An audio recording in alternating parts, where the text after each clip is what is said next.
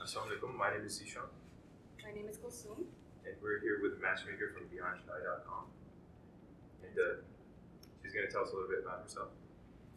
Hi, Assalamualaikum. My name is Salman Qureshi, and I'm a matchmaker with Beyond Shy. We're a Muslim matchmaking service for people in America and Canada.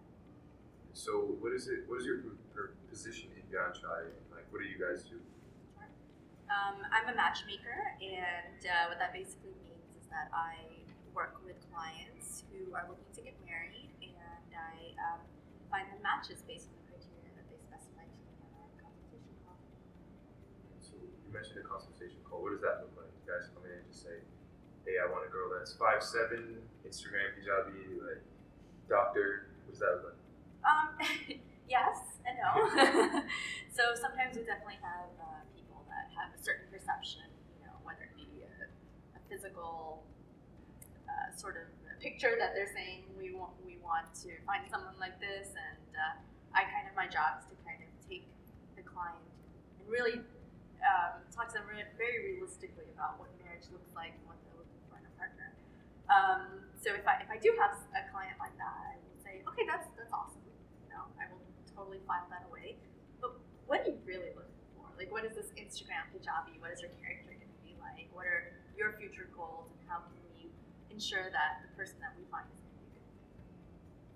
So when you have clientele telling you their specifications, do you see any stark differences in what the brothers are saying versus what the sisters are asking for?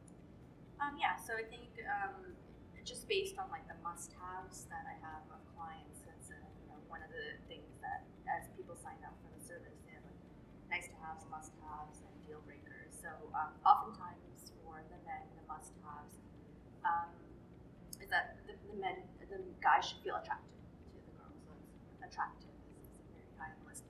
And for the girls, a lot of times it's like ambition, career-driven, higher degrees, at least masters. So I would say that it's oftentimes I see girls that are looking for more education and career-driven matches, and guys that are they're not putting an emphasis so much on the education, but more on the physical appearances.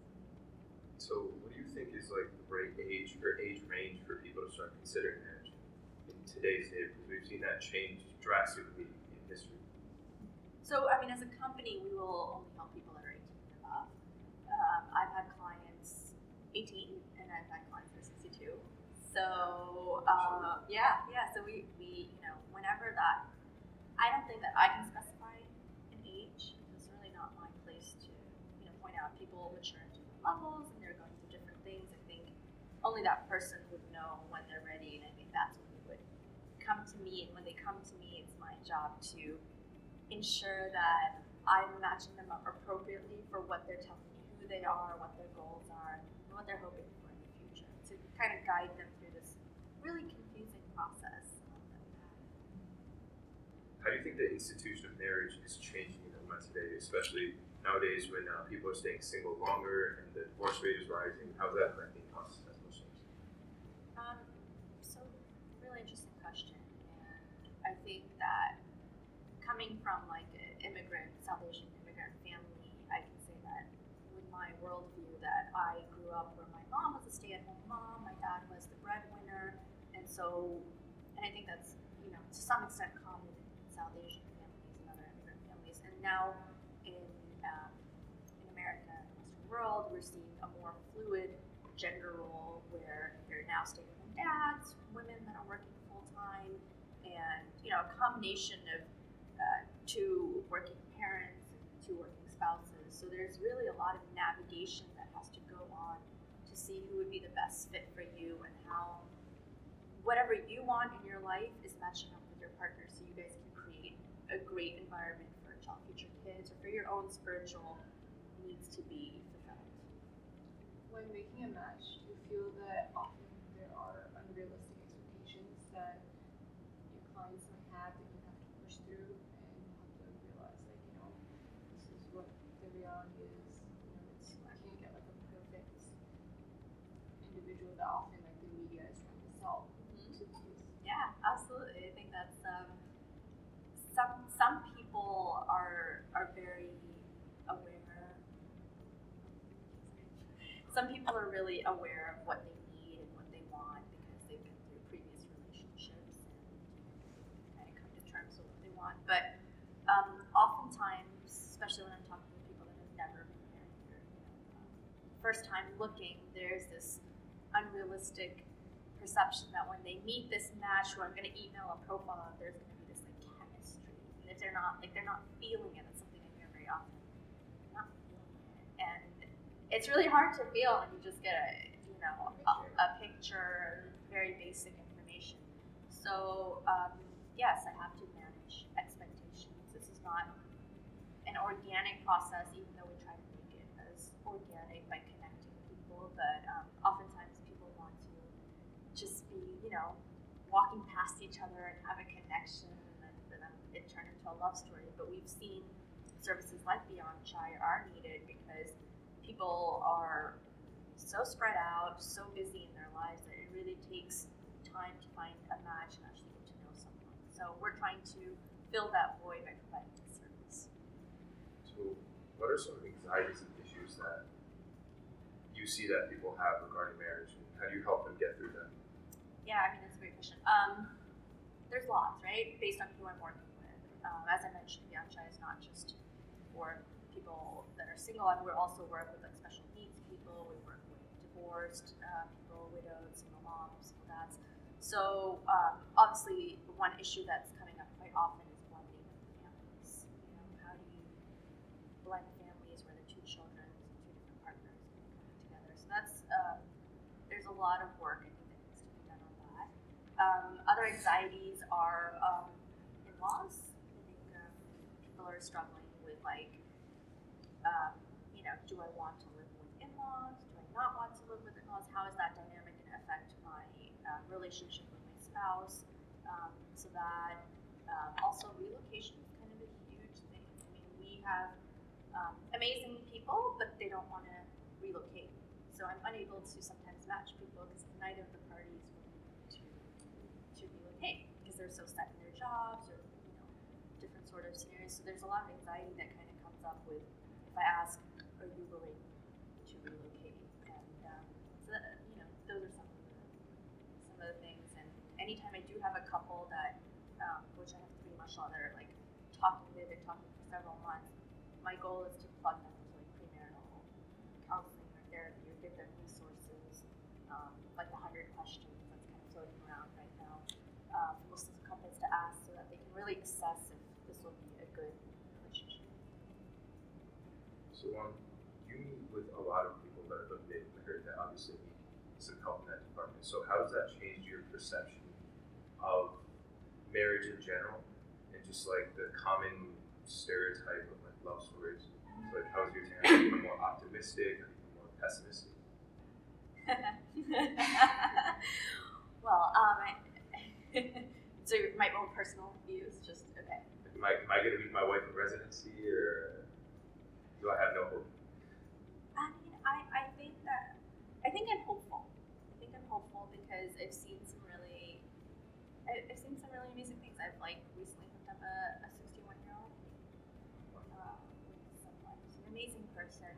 I've been able to like hook up a convert who's 42 years old, a Caucasian lady with someone, So I mean, and a lot of people when they come to a service like that, they're kind of like, I don't know, I didn't meet anyone in my MSA or my college or and I'm in my professional life, and I think just having a really open-minded attitude about marriage, or just having a positive attitude, being hopeful and believing that Allah has a master plan. And as a matchmaker, sometimes it's frustrating when I'm not able to match people, but I know I'm just kind of like a pawn in this puzzle, and hopefully I can connect people. But I think there's definitely a lot of amazing people, and that's my job, is to connect these amazing people. Lately, one of the trends that I think everyone is seeing is that people are trying to push off marriage for whatever reason. Like you mentioned, for girls, they're looking for higher education and ambition in a partner, but themselves are also trying to get a higher education, and when doing that, often they push off marriage. So do you see any gaps between, like, do you get like a lot of younger women coming, and then a gap, and then older women that are looking for spouses, and then comparing that to the men, what are some trends that you're seeing? It's really hard to say. I do have a lot of women that have already completed their their educational careers. They're now professionals working in their field. So we're looking at definitely upper 20s to early 30s is kind of like the biggest sort of demographic that we have. But like I said, I've matched from 18 to 61, me personally, and I work with a team of matchmakers. So I don't have enough like numbers to really give you demographic of what it looks like, but there's definitely a range, and I would definitely say that a lot of people are. It's definitely 25 plus that are coming to us because we're working on their education, really solidifying their professional careers. So how is the perception of matchmaking going through this organic process to find your spouse in the community? Is there a negative perception of it? Is it changing? And also, like, how is Beyond Chai different from other organizations? Like, one way the other one is Minder. So what do you guys do differently that they're doing? Well, Winder is an app, and it's quite a fun one because you kind of swipe right and left, and you connect with people. And Beyond Chai is when you're signing on with Beyond Chai, you are talking to a matchmaker who's taking notes. You have a profile that only the matchmaker can see. And so on the back end, there's no algorithm or anything. When we have your profile, say you were my client, I would do a consultation call with you, take notes, and then I'd go through other people who have done a similar sort of consultation call or they're meeting with, and kind of see if there's any similarities and try and match you up. So it's a very personalized, human touch person saying, I think this person might be a great match. Let's see. So I mean that's a difference. Also, Minder is really fast, right? Like it's just a database of people. Just like we do. We are a slow, deliberate, intentional, focused matchmakers. We're going to actually send you matches that we are hoping will lead to you guys talking at least on a few phone conversations and potentially taking action. So how long does it typically take to have a match set from the initial consultation to like the actual matching? Again, that's like such a hard thing. Our membership is based on a year. So basically I would say a year.